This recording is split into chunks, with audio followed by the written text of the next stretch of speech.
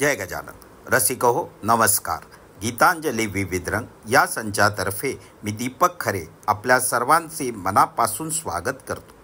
नवरात्रात दांडिया आणि गरबा याचं विशेष महत्त्व आहे आणि आज तर स्वतः महालक्ष्मी गरबा खेळायला आली आहे. याच आशयाचे पुढील गीत आता आम्ही आपल्यासमोर सादर करत आहोत, जे श्रीमती माई खरे यांनी लिहिले व स्वरबद्ध केले आहे. आमचा हा प्रयत्न आपल्याला आवडल्यास लाईक, शेअर, कमेंट अवश्य करावे आणि आमच्या संचाला अजून सबस्क्राईब केलं नसेल तर करावे ही विनंती. धन्यवाद.